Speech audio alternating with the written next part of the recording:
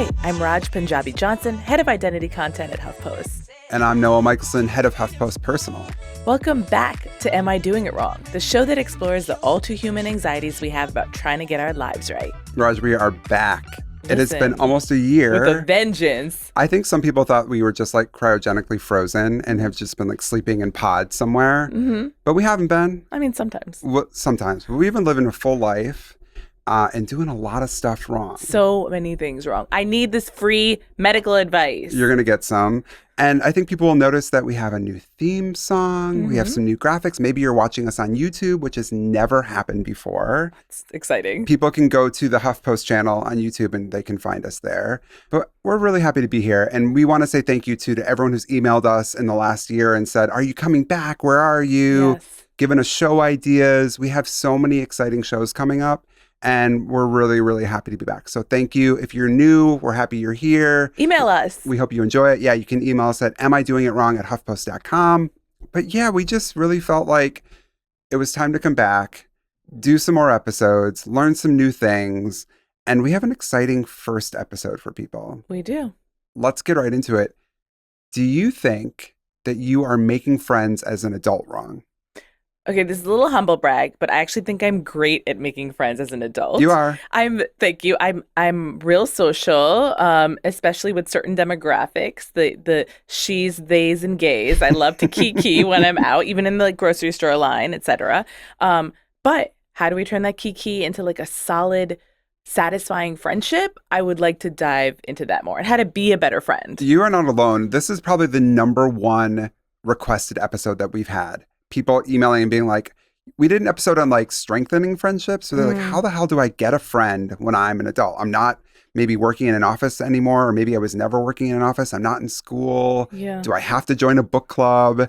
And those are valid questions. Yeah. So who do we have to help fix this conundrum? Oh, she's going to get our whole lives. We have Dr. Marisa Franco, a psychologist, professor at the University of Maryland, and the author of Platonic, How the Science of Attachment Can Help You Make and Keep Friends. Friend us up, Dr. Franco.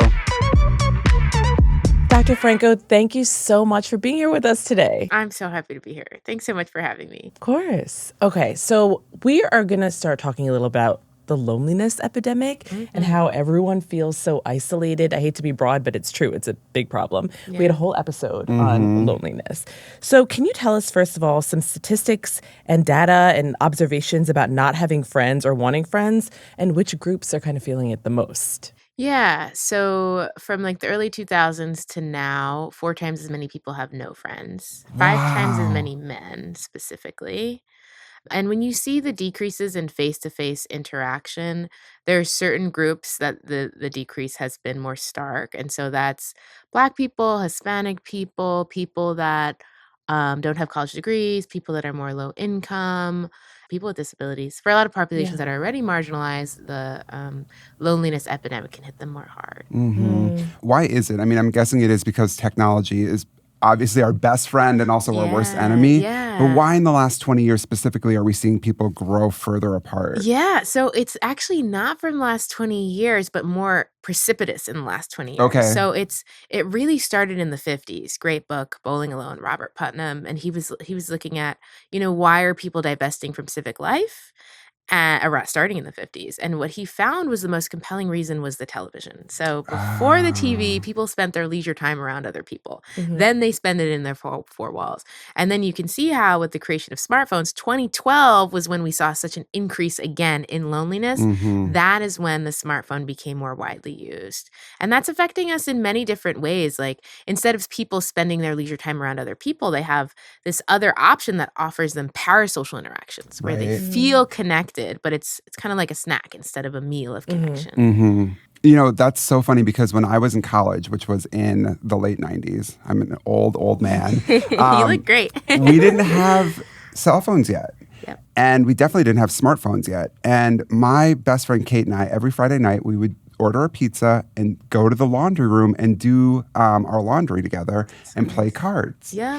And you weren't always tethered to this object where you were like, playing a game or checking your Instagram, you were actually connecting with people. And you're absolutely right. Like, we don't do that even on the subway. you look around, there's not a chance to meet someone. Right. Because everyone has their headphones in, I do, Right. and they're on their phone. Yeah, and there's an interesting study that found that simply having a phone on the table decreases the quality of the conversation. And both people Wow. Yeah. don't say it does, but it doesn't even have to be your phone. And by the end of the conversation, you're not there's not as much depth, there's not as much vulnerability. So even if you're not using Even it if or you're not looking using at it. it's literally It's just presence. there. It's like part of your brain is like, oh my God, the phone's there. Wow. Yeah. Yeah. I am actually so excited for this episode because I know that when I hang out with my girlies, I come away feeling like I took some kind of drug. Like I feel so good at it, like fills me up, really. Yeah. And I'm wondering if you can tell me what that is. Like, why are friendships like meaningful, authentic friendships, not the kind where you're like, oh, I gotta hang out with this person again because it's like, you know, whatever. Like, why are they so important? How do they affect us? Yeah, that's a great question. Well, when we feel connected, we release oxytocin. Oxytocin makes us happy, but it's also considered the fountain of youth. And that is why, for example, when we look at like how much our diet affects our longevity, exercise affects our longevity, having a large, diverse social network increases our longevity more than both those things almost combined. Wow. Yeah. And so the effects of connection in our lives, we talked about. Before we started talking, we talked about working out and protein. And like, I think like in our society, we have a focus on so many different health aspects of health that are important, but social connection should be at the top of our list. Yeah. That's such a good point because when you go to the doctor, they ask, do you work out? Are you smoking? They never say like, how many friends do you have? Exactly. How much, time are you spending with other people? Yep. And they probably should be. They should be because even the common cold, you're more susceptible to it if you're lonely. Like vaccines are more effective if you're more connected. Like literally everything. Because when we're disconnected, it activates like the stress system in our bodies, which makes us more vulnerable physically, mentally to like pretty much everything. Mm-hmm. Yeah. Now, knowing that, I have to say that a lot of people asked us to do this episode. I think it's our number one most requested episode. It is, and that's beautiful to me. It's sad at the same time because we're like, oh my God, we're not getting enough connection. But it's also people want these like meaningful friendships, and they're like, how do I get it? So why is it really hard to make friends as an adult? Yeah. So there's the sociologist I really like, Rebecca G. Adams, and she says, when you're a child, you tend to have these ingredients for friendship to happen organically. And that is repeated unplanned interaction. So I see you regularly, we didn't plan it, like work, like school, but then also shared vulnerability. So in school, that's recess, that's lunch, that's extracurriculars.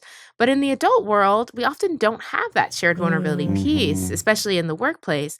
And so what that means is if you are relying on the same set of assumptions as how to make friends as when you were kids, that it's just going to happen, right? You're going to end up lonely. And this is supported by one study that found that the more people thought friendship happened without effort, the more lonely they were years later. Whereas the more people saw it as taking an effort, the less lonely they were because they made that effort to make friends. So friendship does not happen organically. You can't just hope for friends and then expect that they'll come into your life. It is very effortful and intentional in modern society. Mm-hmm. That's beautiful to kind of just recognize that. Yeah. I think it's the same idea like trying to get a job. Someone's not going to knock on your door and say, here's a job you have to put the work in. Or even like romantic partnerships. Like you said about that. People, there's so many apps, right? Yeah. But not friendship for some reason. Well, so where is a good place to start looking for friends? I think people always say, join a book club, join a jogging club, but beyond that, what would you suggest? Before you even answer, I'm reminded of my favorite movie, I Love You, Man.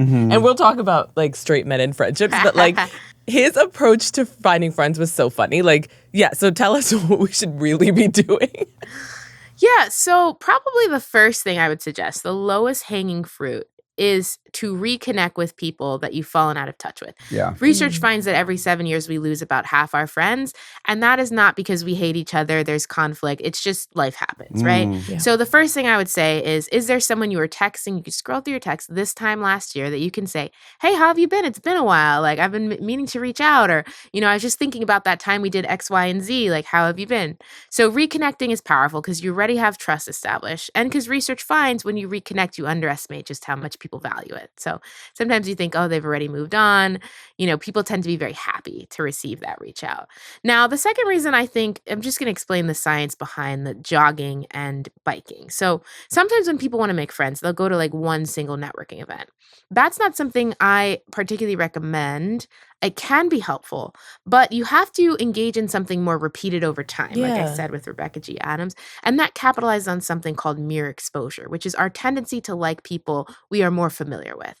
So if I see you repeatedly, even if we don't interact, I tend to like you more. You tend to like me more.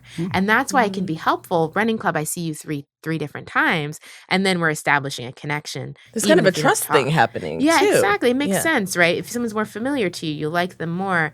And the researchers find it's a 20% difference between people you're not exposed to and people you are exposed to and how much you like them, even if you haven't interacted with them. Wow. The other thing that I want to mention is we go to these events to try to meet people. We overcome something called overt avoidance, which is our tendency to not show up because we're afraid of people.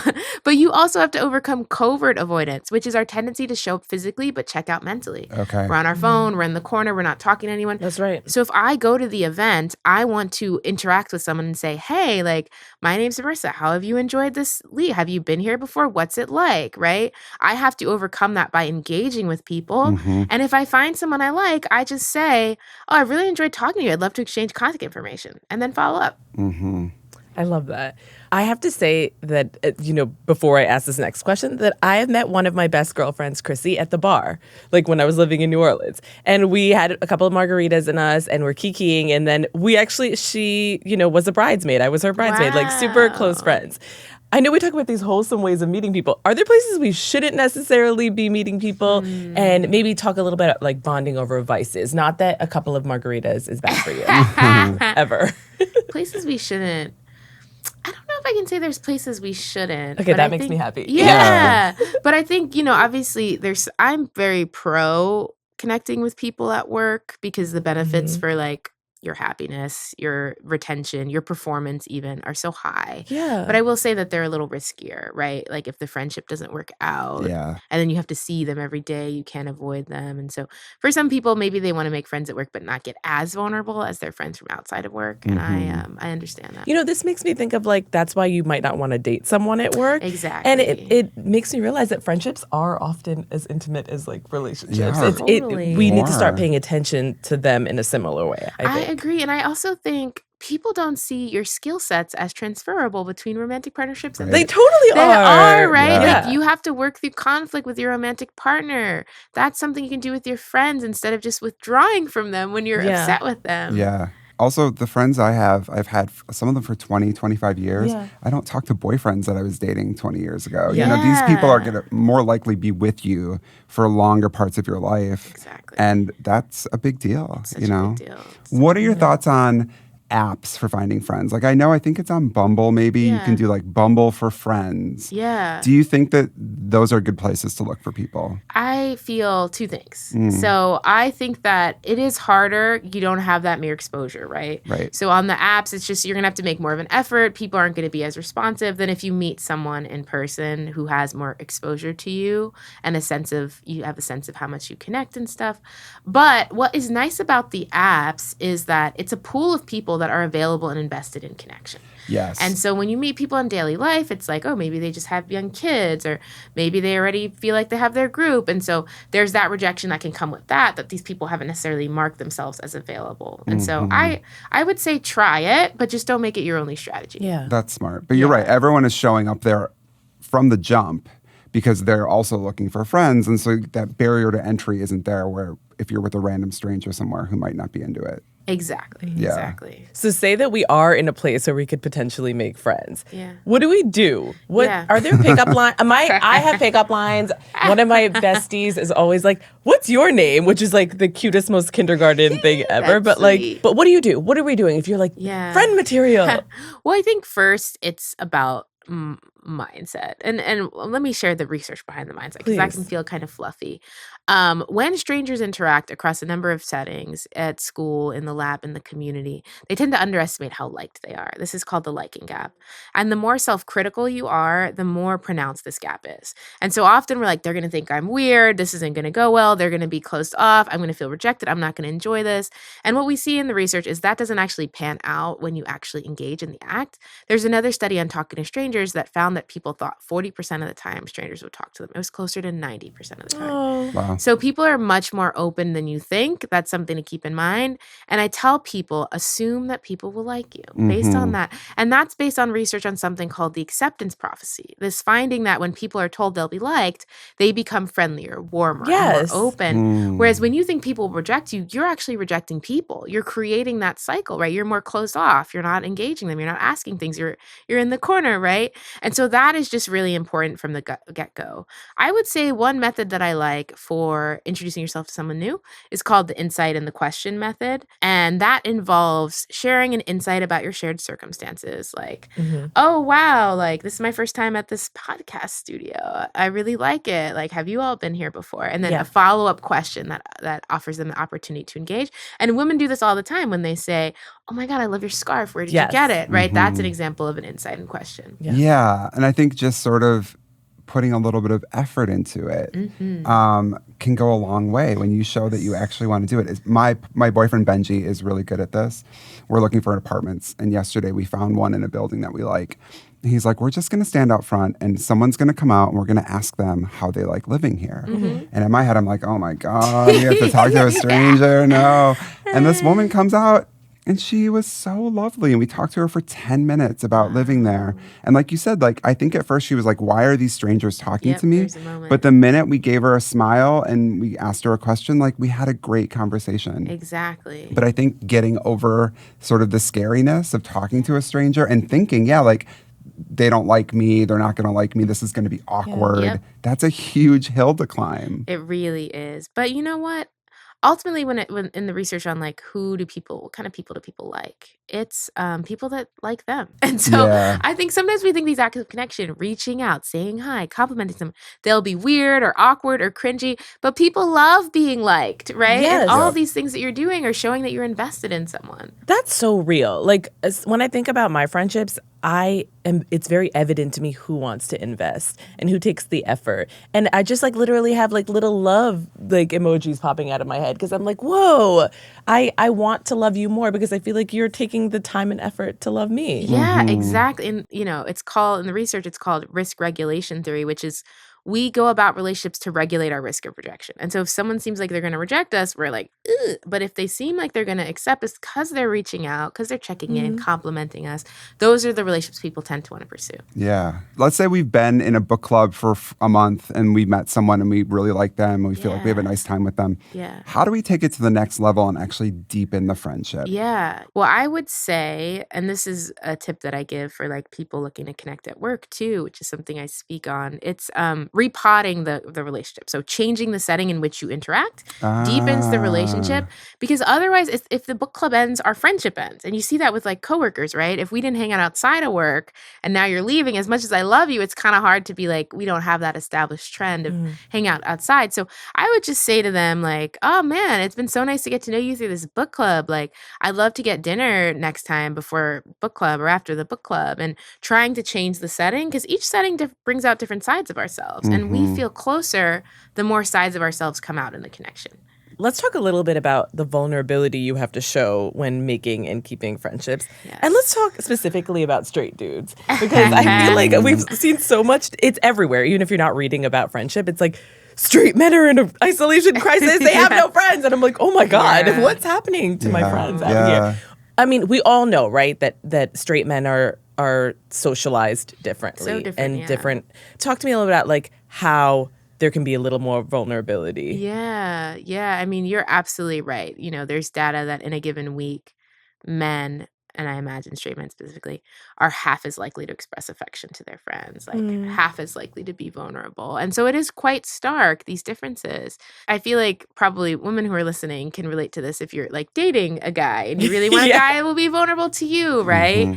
And there's a couple of things that I would recommend for men who want deeper, vulnerable relationships. The first is that you have to go first, right? Yeah. Because if you're breaking out of some socialization behavior, then someone has to take that risk. Don't just assume it's going to happen. And so next time you hang out with your guy friend, can you say, this is something I've been struggling with lately that I wanted to share with you? Yeah. So the first tip is to go first. And the second tip is to maintain nuance. If you've struggled with a couple of friends trying to make male friends and they're not reciprocating or there's not a lot of vulnerability, that doesn't mean it's going to be every single one, right? And it's about finding the guys that are ready for that and open for that. And that's going to be a sifting process. It might happen more over time. But just remember that it can happen. And there's other people, other men that want the level of connection that you do too. Mm-hmm. Yeah, and it's that thing about, not just going first, but putting out what you want back. Like I've witnessed that with my partner and his friends and my brother and his friends. It's like my brother is a physician and he's read a lot of the data on men in isolation. And a few years ago, he started being like, I love you before he like hangs That's up with some of his guy awesome. friends. And it's like, at first it was like silly and awkward, but he's like making a concerted effort to create like authentically. And it's worked really well for him. And I see a lot of men in my life noticing and taking effort. That's so great. Because I feel like with men, we tend to see more of this trend of if they get into these romantic partnerships, they put it all in their Yes. partner. Yes. They're Yes. only vulnerable. But that shows that there is this need to be vulnerable. Totally. Right? And the consequence of that is when the divorce might happen, you know, hopefully not. But men are so much more vulnerable mentally after the divorce. Yeah. And throughout the relationship, it's healthy for both parties to have community outside of that part. We see It makes you a better partner. it does make you a better partner. You're less vulnerable to issues within the partnership. You're more able to come back to the partnership in a regulated space. Not only are you less depressed when you make friends, but your partner is less depressed when you make friends, according to the research. So I think for men that are trying to gain all of their needs through their partner, that if you make friends, it's going to help not only you, but your partnership as well. I think that word regulation is so important. I know I've been in a conflict with my partner at times, and when I go hang out with my girlfriends, I'll literally text him an hour in and be like, I love and appreciate you so much. Because I like feel better now. Yes. It's really our own baggage a lot of the times that we have to like figure out. I also think one of the hardest parts is that it's not just hard for men to be vulnerable, but we're also living in a climate where like we see Pete Hegseth, telling the troops that they have to be manly and that you shouldn't show vulnerability. Yep. We have like homophobia is on the rise. Like there are all these other things like baked into our culture that makes it really hard for people to also want to open up. It's definitely gotten worse. Yeah. No, I think you're exactly right. Like the reality is men are more afraid to be vulnerable for a reason. They are less likely to receive a positive affirming response to their vulnerability than women might be. Right. And so it's a real fear. And there's space outside where people that want you to be vulnerable. Both of those can exist at once. Yeah. What do you think about appointments for friends? I mean, I personally rely on them. Yes. Every Friday, I have drinks with the same friends and I look forward to it and we like unpack the week and it's great. But some people say like appointments are actually bad because you can't have like if it's just an appointment, you're sort of going through the motions. Or it might be an obligation. Yeah, like where do you land on that? I love it. Okay. Especially people that live in big cities. Everyone is so busy.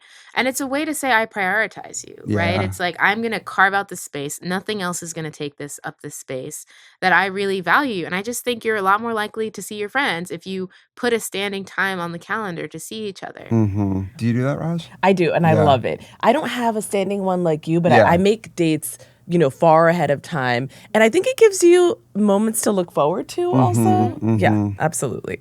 You write a lot about authenticity. I think a lot of people hear that word and tune out because it's become kind of cliche. Yeah. What does that mean to you when it comes to friendships? Because I think it does mean something different to everyone. Yeah, I have a chapter in Platonic on authenticity, and I struggled with it because I was like, be your true self, well, own your, like, what does these things mean? Reading the research, I came to the conclusion that it's who we are without our defense mechanisms, which means, instead of being vulnerable, I might withdraw instead of saying, oh, this upset me, right? That is the more authentic response to say this hurt me than just withdrawing or acting out or now putting you down a little bit or saying how you're not that good of a friend because there's this underlying hurt that's there, right? Just checking your ego a little bit? Yeah, I think so. Like, and I think to be authentic, we can ask ourselves, how would I navigate the situation if I felt completely safe. Mm. Because that's why these defense mechanisms come up. We feel like if I express that vulnerable thing, I'll get rejected. So I have to now express it in this kind of offhanded way about how I actually feel in the connection. It's scary. It's scary to do that thing because it feels like a risk. Mhm. But when people were told to not use safety behaviors. Safety behaviors are things we do to avoid rejection, like talking really fast because we don't think people want to listen, or not talking at all, right? When people were told to give those up, they actually connected more, not less, because they were more present and they were more engaged with the other person. And the only way that you'll know that, though, is if you actually try it. Because I think for a lot of people, they're so afraid of like just being who they are, being genuine, because they think they'll get rejected. And if you never test that assumption, you can never change that assumption. Mhm. We're all just like our giant 7-year-old selves. Yeah, totally. We have a listener question from Gina. She said, I have a new friendship with a mom I met at my daughter's school. I really enjoy hanging out with her, but I feel like I'm putting in more effort than she is. Should I confront her about this? I don't want to scare her away because our friendship is still pretty new, but I also don't always want to be the one who's making plans or suggesting that we hang out. What do you think? First of all, this is such a common problem. Yeah. The one way, lack of reciprocity. The first thing that I want to say is it can really feel like this person doesn't like me as much, or they're not as invested. But I really think that often the reason people aren't reciprocating, specifically when you have evidence in real life that they seem to like you, it's going well, it's because they're afraid and they think I'm a burden. They think if she wanted to hang out with me, she would reach out. They're anxious. It is that fear of rejection that lies at the core rather than like they don't like you. That's really what I see over and over again. So I say that to this person to keep that in mind, so it doesn't hurt as much. But I would say it sounds like this person might be getting to the place where they're like, I'm not going to reach out anymore Yeah. because I'm tired of being the only one, which again, fair. But I think if you're going to get to that place, it's actually much kinder to bring it up because you give that other person a chance Always. to repair rather than, now they don't have you in their lives and they didn't even get a chance. Right. And so I would just say something like, I really love hanging out with you. It's been such a good time. It would mean a lot to me if you reached out a little bit more because I've noticed I've been the one to reach out. Like, is that something that you'd be open to? But the last thing I want to share is that, because this is something I've gone through, I'm a big initiator. Sometimes friends are on different timelines than me. Yep. I might want to reach out every other week. They may be more of a once a month. But when I give it some time, I often see it's not that they'll never reach out. It's just that they might reach out at a different cadence. Yeah. So you can also choose to give it time and see what happens. Also, like life circumstances, like some of my girlfriends have whole children. Like, what on literal earth? Like, they have these like tiny humans to take care of. Yeah. And I never mind taking a little more effort to reach out because, like, holy shit, that's a hard job. And I understand that, caregiving in any way. There's something to be said, too, for those friendships. I have friends, too, I used to work with at HuffPost. They all left HuffPost. And I see them 3 or 4 times a year. We all get together. And, like, I'd like to see them more, but all of our schedules are crazy. Right. Yep. And even still, 4 times a year is amazing. Yep. And our friendships, we've still been friends for over 10 years. Wow. Yeah. And we count on that. We know at Christmas we're going to do it, probably going to do it sometime in spring. And it doesn't feel like less of a friendship because of that.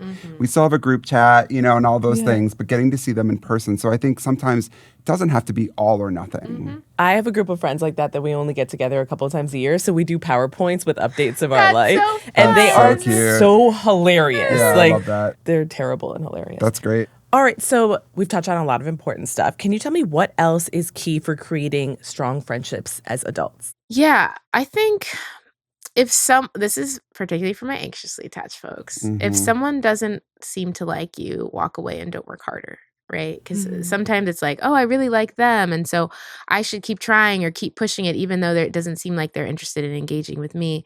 And when I went to a friend's wedding, and it was another friend, her husband was there, and he was talking about when he had his bachelor party. And it was in Atlantic City, and it was like last minute, half of the friends canceled. And they didn't show up to his bachelor party the day of. And that sucks, right? And he was like talking about his friends and how they live so close, but they don't see each other ever. And, things like being flaky or canceling last minute for important moments. And then I was like, okay, there's a difference between good friends and good company. Good company is someone who you like as a person. Good friends is an investment in one another to show up when we need each other, to be reliable, to to, show care, express affirmation, be intentional about this relationship. And so just remember, even if you really like someone, that might not be enough to build a friendship with them. They have to be willing, just like you are, to be a good friend in the connection too. The showing up thing is really important to me. I found myself taking, getting some criteria with new friends. I'll ask, like, what feels really important to you? Because sometimes canceling on a drink date or whatever feels more important to one party than the other. I want to know. I've had friends be like, no big deal. I'm not a stickler, but like, if I tell you this event is important, I need you to show up for me. And like, be vocal about that, specific about what feels important to you, because I think we all have different priorities, right? Like when it comes to friendship. I do the same thing too. If I'm having a party, I do the opposite and I let people off the hook. I say, it's totally cool if you can't make it to this. This is like, whatever. I get it. You're busy. I'm going to be okay with it. You do that. Yeah. I love to do that. What feels important to you though? What would you tell a good friend? I would let you need to show know. up to this? Raj knows I have these friend weekends in Chicago with my friends, like 3 of my best friends. And like, that's when I'm like, you guys, we have to show up for this. Yeah, good. Like, this is important. Yeah, I think you all are alluding to this concept in the friendship research called responsiveness, which means it requires you to really see who someone is and adjust the ways that you show up based off of what their needs are, right? Yes. And so, you might have some friends, reliability is really important. Other friends, not as important. Some friends, words of affirmation are really important. Some friends, it feels freaky and they get a little cagey if you give them a compliment, right? And I think that's a beautiful thing, because attachment theory is about how you're imposing the past onto the present, and you're not really seeing the person in front of you and being responsive to the unique ways someone likes you to show up. That means you're really, really seeing them. And I think that's so important for connection. Yes. What are your thoughts about in real life friends versus digital or internet friends? I think there are so many people now who are meeting people online, whether they're playing games with them or whatever it is.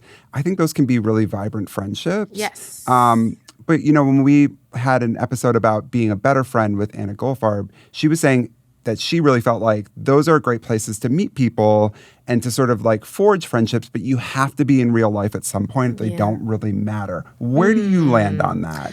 I think friendship is all about the spectrum in a way that romantic relationships tend to not be, right? Like I'm with you or I've divorced you, right? But friendship, it's like, oh no, it's just maybe instead of my best friend, you're my close friend or you're my good friend. And I think that that's a beautiful thing about friendship. So I wouldn't say that the online friendships don't matter. I would say they're doing something. They're offering you something.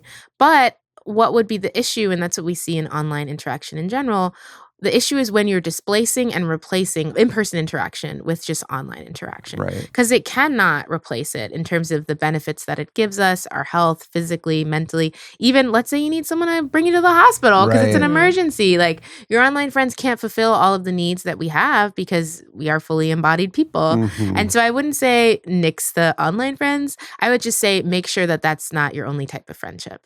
That makes sense. I mean, let's go for the banger. Like, if you could choose only one thing to keep at the front of your mind when you're attempting to make a new friend as an adult, what would you say it is?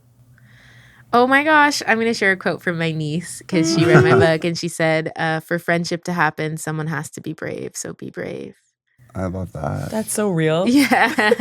I think that's increasingly harder as we get further into the 21st century. Yep. We have so many headwinds against us. Yep. There's even this culture too, and I feel this way sometimes too, like the introvert culture, where it's like, I don't want to go out, like, and it's almost glamorized. It's like, I'm just going to stay home. No and new like, friends. Yeah, all of that. It's like, I never have to be vulnerable again. Yeah, and I think we're really scared of being vulnerable. Yeah, I think so too. And I think part of it is like, phone culture. Any discomfort I have, I can turn to my phone to cope with that discomfort. I see it all the time. Yeah, and when I assign my students, I teach at University of Maryland, to hang out without their phones. They're like, oh my God, like there's a moment of discomfort or quiet. I wanted to take out my phone, but then I came up with a question to ask. And so I see these conversation skills materializing before their eyes when they're not using that phone as a crutch to escape discomfort. And I think connection is all about embracing discomfort, right? Because like I talked about with the mere exposure effect, the more familiar people are, the more you like them. That means when people are not familiar, it's very uncomfortable. The problem is when that happens, we eject from the connection. We're like, oh, this is uncomfortable, let me not do it. Rather than this is part of the process of connecting, is having a period of discomfort when we don't know each other as well. Right. And what you really need to do is stick it out so you can build that comfort over time. But the problem is if you keep trying to escape discomfort, you're going to escape connection. Yeah, I have a thing where when I'm with my friends, we do not have our phones. That's awesome. At dinner, if I only get to see you 4 times a year, you can wait to look at Instagram. Of course, you have a work email, I understand. But I've been with people, we'll be at dinner and I can see them on Instagram and I'm like, what are you doing? That's wild. Yeah, I that do need to show my friends the memes. I know, and that is different because you're Like a shared interacting. experience. I'm like, Yeah. look. Yeah. Yep, I hear you. I feel like I already know the answer to this question, but I want to hear what your thoughts are. I mean, I think more and more people are getting AI friends, AI boyfriends, that kind of thing. Yeah. Is there any value in your mind to someone who is making friends with someone, not even someone, something that isn't a real person? So with technology, I feel like the important thing is to use it as a bridge to real person connection. Okay. Because when you look into the data, the people that are most and least lonely are both heavy technology users. The difference is the heavy technology users that are using it as a medium to connect in person. I found this Instagram event online. I slid into the DMs of my old friend, right? Those people are the ones that are benefiting the most. And so can you use AI to tell you, okay, I would love to meet more people that are very empathic. I feel in this AI. Where would I go to find those kinds of people? Yeah. How do you use that as a bridge to connection rather than the period after? This is my connection period. Right. I feel like, especially with long distance friendships, I'm over communicative with them on text and it feels so great. I'm like, just took a shower. And my best friend that lives in New Mexico.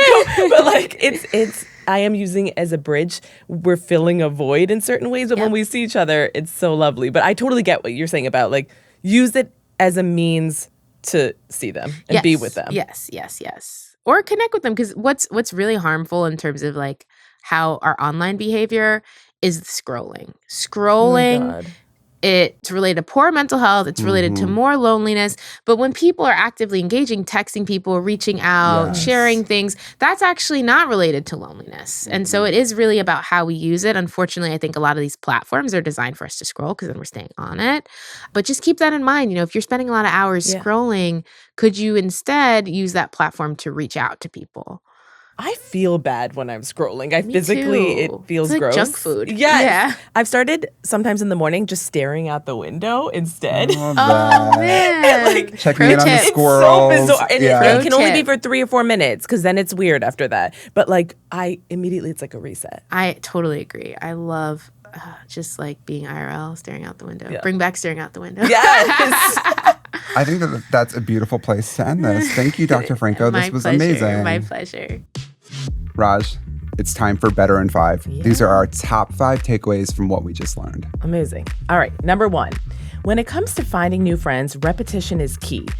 Encountering a person in the same place can create familiarity and make you feel safer. Definitely. Number 2, deepening a friendship often happens when you take it to a new location or level.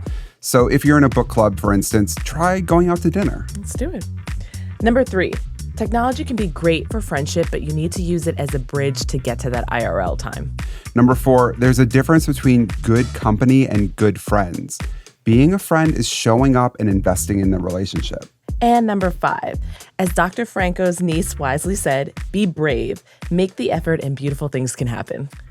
Okay, Noah, so after all this, do you think that you were making friends wrong? I don't. I love this episode because it just sort of reinforced what I already think about friendships and how you actually have to put the work in. Yeah. You have to show up and be vulnerable, all of that. Sometimes I think it's easier said than done. Totally. I don't think friendship is necessarily a simple thing to have. But I love what you said about the idea of asking your friends what's important to them and really prioritizing that. And I think I could be better about that with my friends. I'm not sure that I actually have taken the time to really ask them, what do you need from me? Right. What do you think? Have you been doing it wrong? Well, first of all, thank you for rewarding my constant yap and my over communication. Yep. Doesn't always get rewarded. I don't think, like you, I don't think I was doing it wrong necessarily. Yeah. But my friendships, I've noticed, are really focused on fun, because the world is a messed up place. So all we want to do is just like kiki and jump around. Yep. But what Dr. Franco said about really examining, again, what you said also, what people need and their friendship style, I want to examine that a little more because my friends make me really happy and I want to genuinely do the same for them. Yeah, and it's hard out there right now. It is. Like the more people we have who are rooting us on, that we can root on, I think the healthier we're going to be 100%. in so many ways. That's right. Anyway, until next time, as long as there are things to get wrong, we're going to be right here to help you do it better. I love you guys.